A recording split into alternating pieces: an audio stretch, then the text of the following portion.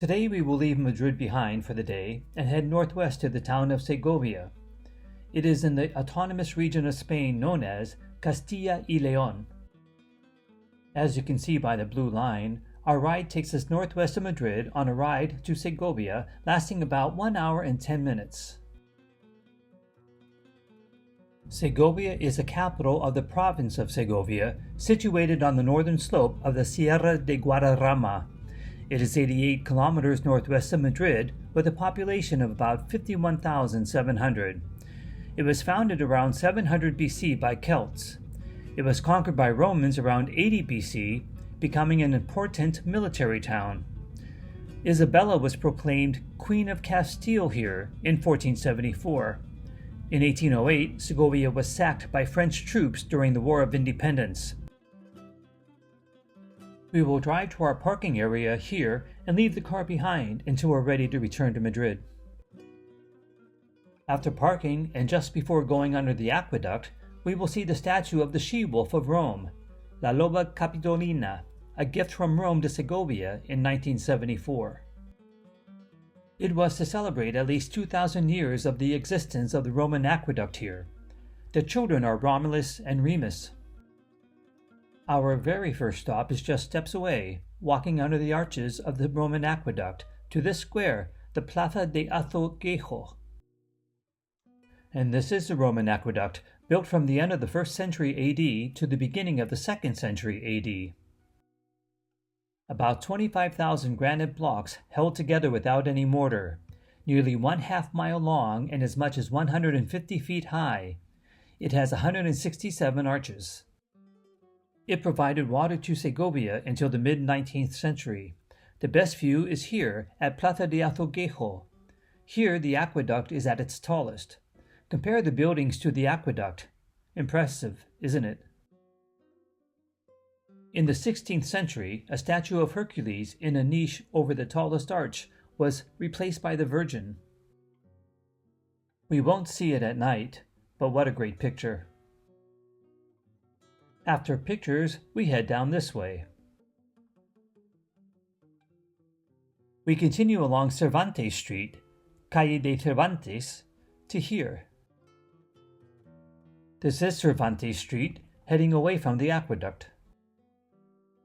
And our first quick stop is this, the Casa de los Picos. It is faced with 617 pointed stones. It is the most original of Segovia's 15th century mansions.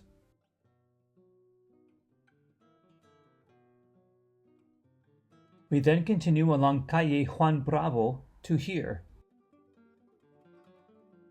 This is the church of Saint Martin, La Iglesia de San Martín. It is a 12th century Romanesque church in the Plaza de San Martín. The portico in front has columns and arches from which you can look onto the square. We will, of course, visit the inside as well.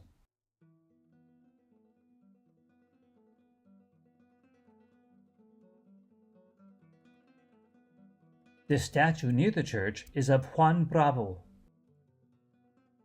He defied Emperor Carlos V in the 16th century. Along with Juan de Padilla of Toledo, he led an insurrection against absentee rulers and crushing taxes. This so-called Comunero movement eventually fizzled out, and both leaders of the conspiracy were executed. Juan Bravo is remembered here as a local hero. As you can see, the statue was put here in 1921. Next, we will go here to the Plaza Mayor. It was here in the Plaza Mayor where Segovia used to hold a market. It is also the place where Isabel la Católica, Isabella the Catholic, was proclaimed Queen of Castile on December 13, 1474. The 17th century Ayuntamiento, or town hall, is here. The main site at the Plaza Mayor is the Cathedral of Segovia. In the view, you see the mountains of the Sierra de Guadarrama in the background, and you can't help but notice how small the other buildings are in comparison.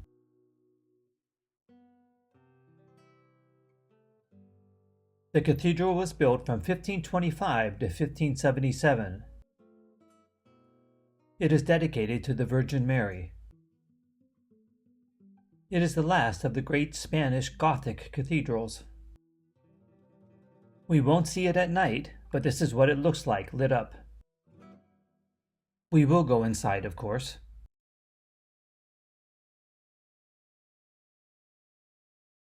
The Cathedral Museum contains religious art and relics, tapestries, and a Baroque carriage which is propelled through the streets of Segovia every Corpus Christi.